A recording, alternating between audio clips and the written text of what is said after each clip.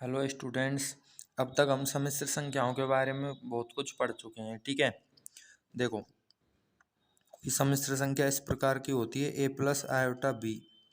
ठीक है, अगर हम एग्जाम्पल के लिए लिखें तो z बराबर 3 + आयोटा 4 या फिर 4 आयोटा एक सम्मिश्र संख्या हो गई। ठीक है, अब हमको क्या करना है, इस सम्मिश्र संख्या को ना एक एक्स वाई तल जो होता है, जो ग्राफ बनाते हैं ना, उसके अंदर दिखाना है। हमको कहाँ पे दिखाएंगे, तो देखो इस प्रकार से हमने ये एक्स अक्ष और वाई अक्ष बना लिए। ठीक है, अब हमको यहाँ पे z बराबर 3 + आयोटा 4 को बताना है कि इस एक्स वाई तल में कहाँ पे होगी। तो देखो क्या करते हैं हम, सबसे पहले ये जो सम्मिश्र संख्या है ना, इसके संगत एक क्रमित युग्म बनाते हैं।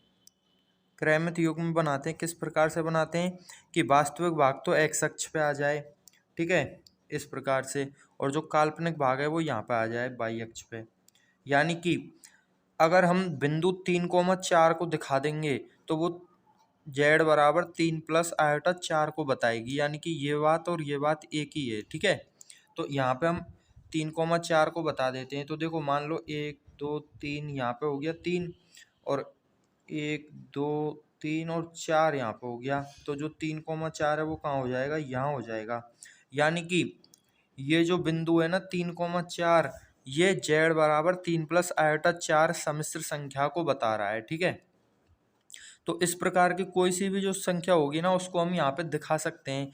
मान के चलो 2 + आयोटा कोई संख्या दे रखी है, z बराबर 2 + आयोटा, यानी कि हमको क्या बताना है, 2 कॉमा यहाँ पे कुछ नहीं है तो 1 है। ठीक है, तो 2,1 हो गया ये। ठीक है, तो यहाँ पे 2,1 को बताना है, तो 1 और 2 चलेंगे और ऊपर चलेंगे 1, यानी कि ये हो गया हमारा 2,1। यानी कि ये बिंदु तो इस सम्मिश्र संख्या को बता रहा है और ये बिंदु इस वाली को बता रहा है। ठीक है, तो दोनों सम्मिश्र संख्याओं के लिए यहाँ पे 2 बिंदु हो गए।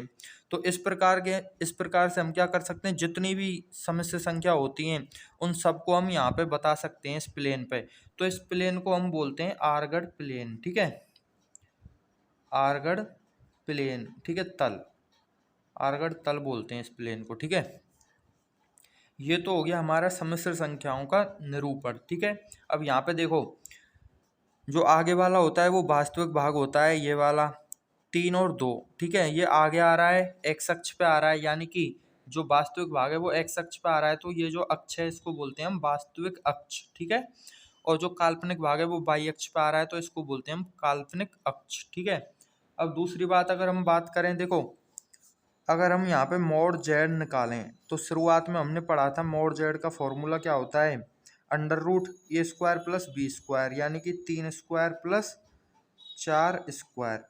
अगर आप लोग देखोगे यहाँ पे, यहाँ से लेके अगर हम इसको यहाँ पे मिला दें तो ये 0,0 हो जाएगा और ये 3,4 हो गया। इन दोनों के मध्य की दूरी अगर हम निकालें तो ये आएगी हमारी √3² + 4²। ठीक है, या तो आप दूरी सूत्र से निकाल लो जो 10वीं में आपने पढ़ा था। ठीक है, 3-3,4 और 0,0 के बीच के दूरी सूत्र से निकाल लो, या फिर यहाँ पे एक त्रिभुज बना के श्रीधराचार्य से निकाल लो, एक ही बात है। ठीक है, तो जेड की जो वैल्यू है वो √3² + 4² आ गई।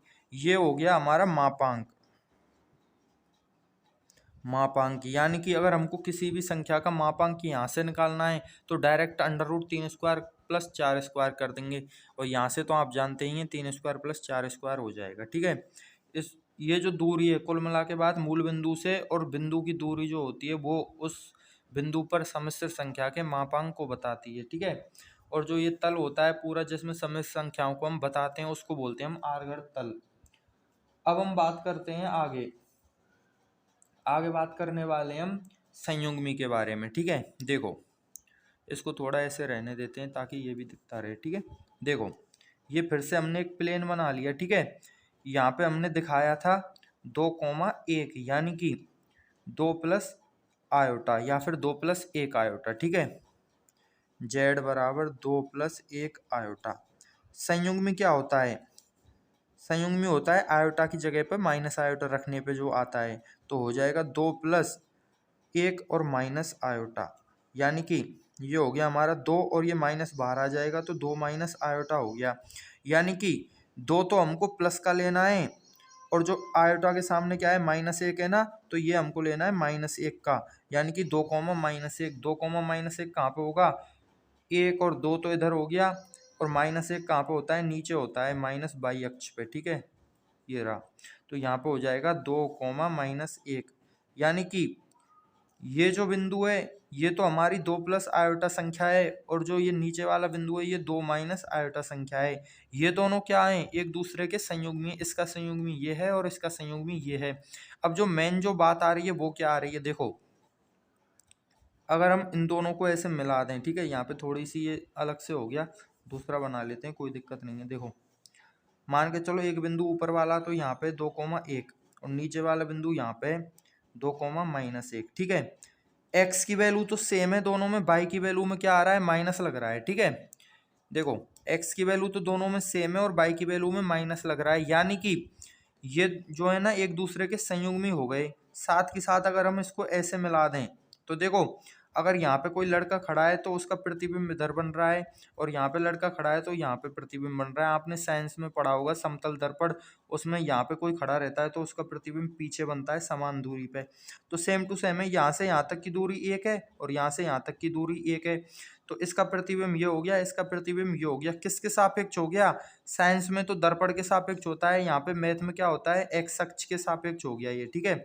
अगर यहाँ पे प्रतिबिंब होता ऐसे -2,1 तो ये हो जाता हमारा बाई अक्ष के सापेक्ष प्रतिबिंब, यानी समान दूरी पे बीच में 90 डिग्री का कोण बन रहा है, लेकिन क्या है बाई अक्ष है बीच में, तो बाई अक्ष के सापेक्ष प्रतिबिंब हो गया, और ये एक्स अक्ष के सापेक्ष प्रतिबिंब हो गया। यानी कि जो हमारे संयुग्मी होते हैं ना वो एक्स अक्ष के सापेक्ष एक दूसरे के प्रतिबिंब होते हैं, ये बात आपको यहाँ पे ध्यान रखनी है, ठीक है। अब बात करते हैं ध्रुवीय निरूपण की। देखो स्टूडेंट, ध्रुवीय निरूपण क्या होता है, ध्रुवीय निरूपण देखो अलग से ही पढ़ लेते हैं, इधर वाले पेज में ये फुल हो गया, ठीक है। देखो यहाँ पे आपको मोस्ट जो इम्पोर्टेंट चीज़ है वो देखने को मिलेगी, बहुत ही अच्छा ध्यान देना है आपको यहाँ पे, ठीक है। ध्रुवीय निरूपण या फिर पोलर रिप्रेजेंटेशन, ठीक है। ध्रुवीय निरूपण, अब ये किसका ध्रुवीय निरूपण है, सम्मिश्र संख्या का है। ये तो कार्तीय निरूपण हो गया, यानी एक्स अक्ष और बाई अक्ष बना लिया हमने, तो कार्तीय निरूपण बोलते हैं इसको, ठीक है। और इसको बोलते हैं ध्रुवीय निरूपण। ध्रुवीय निरूपण क्या होता है, देखो एक बार देख लो, इधर ध्यान देना, ठीक है। ध्रुवीय निरूपण में क्या होता है, अक्ष तो सेम रहती हैं जैसे पहले थी, इधर एक्स अक्ष और ये बाई डैश, ये एक्स डैश और ये बाई अक्ष, ठीक है। यहाँ पे आप माइनस भी लगा सकते हैं, कोई दिक्कत नहीं है। अब देखो ध्रुवीय निरूपण क्या होता है, ठीक है। मान के चलो हमने कोई संख्या ले ली यहाँ पे z बराबर x प्लस आयोटा बाई, इस प्रकार से ये कोई सम्मिश्र संख्या ले ली हमने, ठीक है। अब थोड़ी देर पहले पढ़ा था कि इसको हम यहाँ पे कैसे दिखाएंगे, x कोमा बाई बिंदु पे ही तो दिखाएंगे इसको। तो मान के चलो यहाँ पे कोई बिंदु है हमारा, ये रहा x कोमा बाई, ये रहा बिंदु, तो ये जो सम्मिश्र संख्या है वो क्या हो गई, x प्लस आयोटा बाई हो गई, ठीक है। ये चीज आपको ध्यान रखनी है कि x प्लस आयोटा बाई जो सम्मिश्र संख्या है उसको x कोमा बाई से हम दिखाते हैं, ठीक है। अब देखो ध्रुवीय निरूपण क्या होगा, ये मूल बिंदु है 0, 0, अगर हम इसको यहाँ से मिला दें ऐसे, ठीक है, तो अभी थोड़ी देर पहले पढ़ा था ये जो मोड जेड है ना, ये जी यहाँ से यहाँ तक मिलाने पे क्या हो जाता है, मोड जेड हो जाता है। और इसको अगर हम क्या ले लें, थीटा ले लें, एंगल, ठीक है।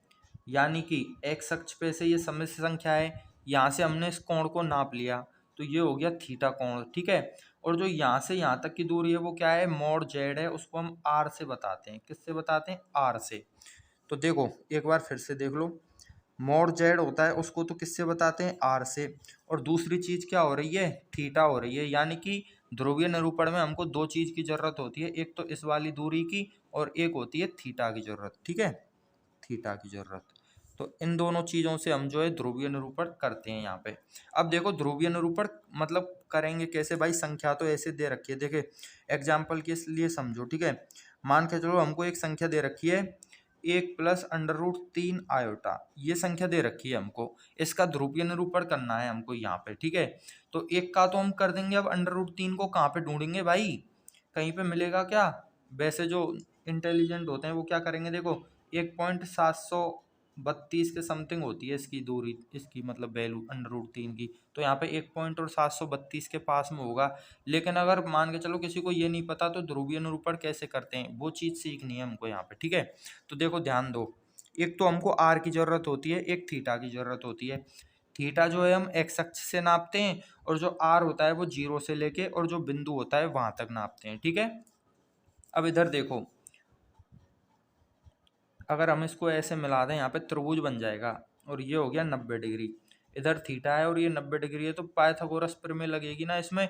और साथ ही साथ समकोण त्रिभुज में क्या लगते हैं, साइन कॉस टेन कॉट, वो सब लगते हैं कि नहीं लगते, लगते हैं। तो देखो यहाँ से और यहाँ तक की दूरी क्या है, यहाँ से और यहाँ तक की दूरी यहाँ से और यहाँ तक की दूरी के बराबर है कि नहीं है, यहाँ से यहाँ तक और यहाँ से यहाँ तक। तो ये जो दूरी है ना वो क्या है, बाई दूरी है, बाई यानी बाई अक्ष पे दूरी क्या होती है, बाई दूरी होती है। एक्स कोमा बाई है ना, तो ये वाली दूरी हमारी क्या हो गई, बाई हो गई, ठीक है। यानी कि जो हमारा लंब है ना, लंब इस वाले त्रिभुज में जो लंब है वो क्या हो गया, बाई हो गया।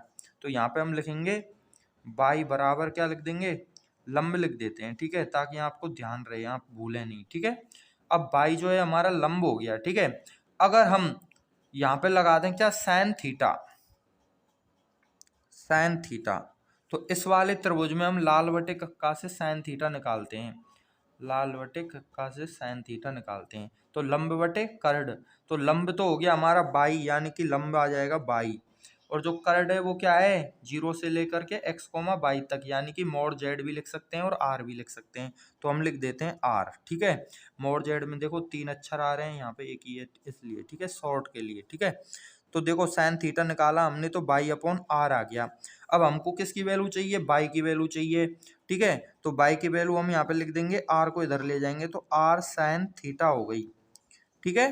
ये हो गया हमारा बाई बराबर आर साइन थीटा, यानी कि लंब की जो वैल्यू है वो आ गई हमारे पास आर साइन थीटा। इसको हम समीकरण 1 दे देते हैं, इसको 2 दे देते हैं। अब लंब आ गया हमारे पास, कर्ण हमको पता ही है क्या होता है, पिछली मतलब पहले देखा था, √x² plus y² √a² plus b², ठीक है। अब देखो आधार की बात करते हैं, तो देखो यहाँ से यहाँ तक की दूरी या फिर यहाँ से यहाँ तक की दूरी x अक्ष पे चल रहे हैं ना, और x कोमा बाई है, तो यहाँ से यहाँ तक की दूरी हमारी कितनी हो जाएगी, x हो जाएगी। अगर आपको ये नहीं पता ना ये दूरी कैसे निकालते हैं, तो देखो आप एक बार इधर देखो, देखो जैसे 3,4 है, ठीक है, यहाँ पे बिंदु है ना 3,4, तो जो नीचे वाली दूरी है वो कितनी है, देखो 1 2 और 3, यानी कि पहले वाला x अक्ष का निर्देशांक। और जो ऊपर वाली दूरी है वो कितनी है, 1 2 3 और 4, यानी बाई अक्ष का निर्देशांक। तो जो बाई अक्ष के निर्देशांक होते हैं वो बाई की दूरी होती है, और जो एक्स अक्ष के निर्देशांक होते हैं वो एक्स की दूरी होती है। तो यहाँ पे देखो एक्स अक्ष के निर्देशांक x है तो इसकी दूरी x ही हो जाएगी, और बाई अक्ष का निर्देशांक y है तो इस लंब की दूरी y हो जाएगी, ठीक है। अब यहाँ पे बात करते हैं x की वैल्यू क्या होगी। तो इस वाले त्रिभुज में फिर से हम क्या लगाएंगे, कॉस थीटा लगाएंगे। तो कॉस थीटा की वैल्यू होती है आधार बटे कर्ण, तो आधार तो हो गया हमारा x, और कर्ण क्या हो जाएगा, वही हो जाएगा मॉड ऑफ जेड या फिर आर, ठीक है। तो x की वैल्यू निकालेंगे यहाँ से, तो r को इधर गुणा कर देंगे तो आ जाएगा x बराबर आर कॉस थीटा, समीकरण नंबर 3। तो ये जो है हमारा ध्रुवीय निर्देशांक कंप्लीट हो गया। हमको क्या करना है, x की और y की वैल्यू समीकरण 3 से और 2 से उठा के कहाँ रखनी है, 1 में रखनी है। तो देखो z बराबर x की जगह पे वैल्यू रख देते हैं हम आर कॉस थीटा, इतना तो आप जानते ही होंगे, ठीक है, प्लस आयोटा, और यहाँ पे गुणा होता है, ठीक है, कुछ नहीं होता तो गुणा होता है, और बाई की वैल्यू रख देते हैं आर साइन थीटा, ठीक है, इस प्रकार से। अब यहाँ पे देखो आर कोस थीटा है, यहाँ पे आर साइन थीटा है, दोनों में आर कॉमन आ रहा है ना, तो आर कॉमन ले लेते हैं। तो यहाँ पे हो जाएगा ये आर तो बाहर आ गया और कोष्टक लगा दिया हमने, यहाँ पे बच गया कॉस थीटा प्लस यहाँ बच गया iota sine theta, iota sine theta. हमेशा ध्यान रखना साइन थीटा एक चीज़ है पूरी और आयोटा अलग चीज़ है, ये सब एक साथ नहीं लिख रहे। ऐसा नहीं है कि आई और एस को एक साथ लिख दिया और आई और एन को एक साथ लिख दिया और थीटा को एक साथ लिख दिया, ये सब चीज़ एक साथ आएगी और आयोटा अलग चीज़ है, ठीक है। आयोटा को साइन थीटा से गुणा हो रहा है यहाँ पे, ठीक है। तो ये हो गया हमारा ध्रुवीय निरूपण। इस प्रकार से जो है हम देखो हमको एक संख्या दे रखी थी इस प्रकार की x प्लस आयोटा बाई की, और हमने उसको किस में बदल दिया, ना तो यहाँ पे x है हमारे पास, ना यहाँ पे बाई है, तो अलग से ही कुछ चीज आ गई ना। तो इससे और इसको बदलने में जो चीज होती है ना, उसको ही हम ध्रुवीय निर्देशांक बोलते हैं, ठीक है, या ध्रुवीय निरूपण बोलते हैं, सॉरी, ठीक है। अब इसके ध्रुवीय निर्देशांक क्या होंगे, चलो एक चीज और ध्यान आ गई, ध्रुवीय निर्देशांक, ठीक है।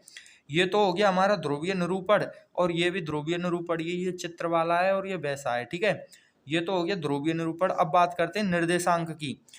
जब हमने इधर निर्देशांक निकाले थे तो x कॉमा बाई आ रहे थे, यहाँ पे निर्देशांक निकालेंगे ना तो r आएगा और क्या आएगा, थीटा आएगा, यानी कि r कोमा थीटा। यहाँ पे x कोमा बाई लिख रहा है ना, इसकी जगह पे हम r कोमा थीटा भी लिख सकते हैं। ये कार्तीय निरूपण है और ये ध्रुवीय निरूपण है, ठीक है। ये दोनों चीज एक ही लिख रही हैं, देखने में अलग अलग लग रही हैं आपको, ठीक है। अब देखो बात करते हैं आगे हम, ठीक है। देखो अब आप क्या बात करने वाले हैं, कोणांक और मापांक के बारे में बात करने वाले हैं, ठीक है। तो मापांक तो हमने आपको बता ही दिया, मोड जेड होता है वो आर के बराबर होता है। तो ये ध्रुवीय निरूपण दे रखा है, मान के चलो कोई संख्या दे रखी है हमको इस प्रकार से, तो उसका मापांक पूछ लिया हमसे, ठीक है। तो मापांक तो क्या होगा, आर ही होगा। तो मापांक तो आर ही होता है, मोड जेड होता है, ठीक है। अब बात करते हैं किसकी, कोणांक की। कोणांक, तो कोणांक को दूसरा नाम होता है कोणांक का आयाम। तो कोणांक क्या होता है, जो कोण होता है ना उसको बोलते हैं हम कोणांक। अब यहाँ पे देखो 1 2 3 4 कितने तल हैं यहाँ पे, सॉरी कितने वो हैं, क्या बोलते हैं, चतुर्थांश। यहाँ पे कितने चतुर्थांश हैं, 4 चतुर्थांश हैं, ठीक है।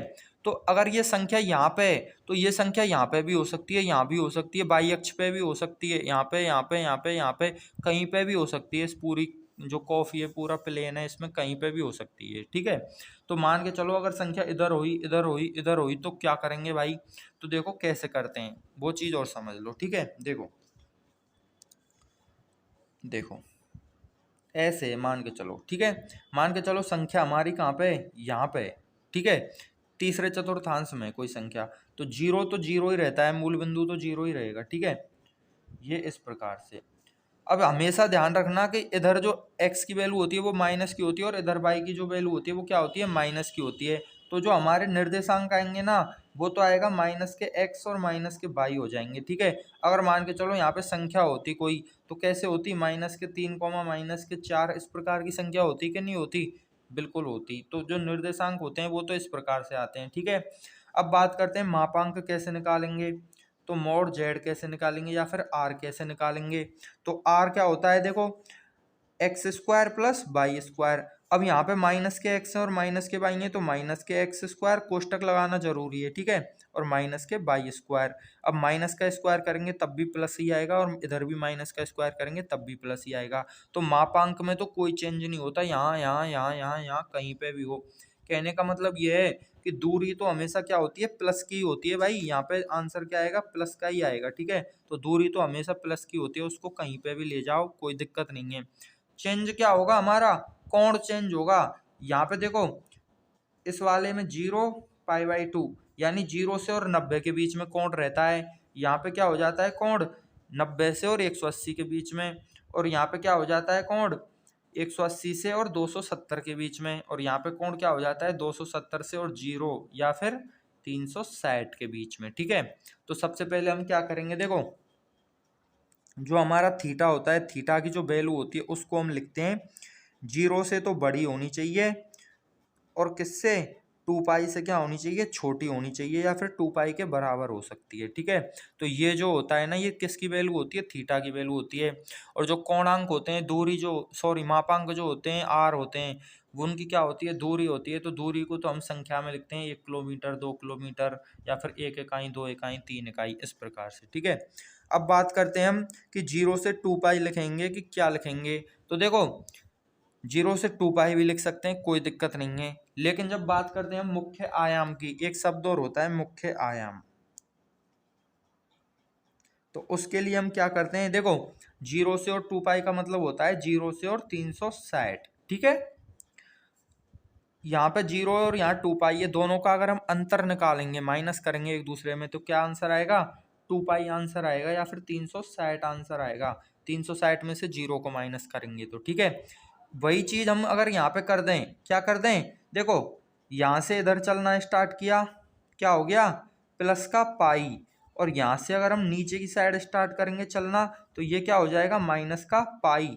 यानी कि प्लस पाई और माइनस के पाई के बीच में भी क्या होता है, सेम चीज होती है। यानी कि थीटा की जो वैल्यू होती है वो माइनस पाई से तो बड़ी और प्लस के पाई से छोटी ले सकते हैं, कोई दिक्कत नहीं है। यानी कि जीरो से, और ऊपर वाली जो वैल्यू है वो तो जीरो से और पाई के बीच में आ जाएंगी, और जो नीचे वाली वैल्यू है वो माइनस पाई और जीरो के बीच में आ जाएंगी। तो बात तो वही है।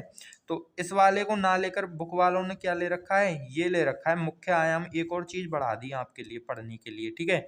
इससे क्या होता है, इससे ये होता है कि जैसे जीरो से और 360 में तो बड़ी संख्या आती है ना 360, यहाँ पे क्या आएगा, माइनस के 180, और ये क्या है, प्लस के 180।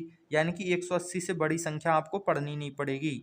तो 180 तक अगर आपको मान याद है तो आप आसानी से कर सकते हैं। प्लस माइनस कहाँ से निकालते हैं, ASTC जो रूल पिछली प्रश्नावली में पढ़ा था वहां से प्लस माइनस निकालते हैं। और यहाँ पे आपको क्या करना पड़ेगा, जो वैल्यू है ना वो 180 तक ही याद करनी पड़ेंगी। यहाँ पे एक 360 तक वैल्यू याद करनी पड़ती, साइन कॉस टेन की। टेन तो काम नहीं आता, आता है लेकिन बड़ी क्लास में आएगा, अभी नहीं आएगा। अब तो कॉस और साइन की वैल्यू है वो कहाँ तक याद करनी है आपको, पाई तक याद करनी है, ठीक है। माइनस वाली तो हम वैसे ही निकाल लेते हैं इस वाले फॉर्मूले से। और जो पिछली प्रश्नावली में पढ़े थे ना, pi by two plus theta, pi minus theta, pi plus theta, वो वाले फॉर्मूले होते हैं उनसे, ठीक है। तो ये चीज है, जो आज की जो थ्योरी है वो ये है, ठीक है। अगर बात करें एग्जाम्पल की, तो एग्जाम्पल तो प्रश्नावली में आने ही वाले हैं जस्ट, ठीक है। तो मिलते हैं स्टूडेंट्स आपसे नेक्स्ट वीडियो में।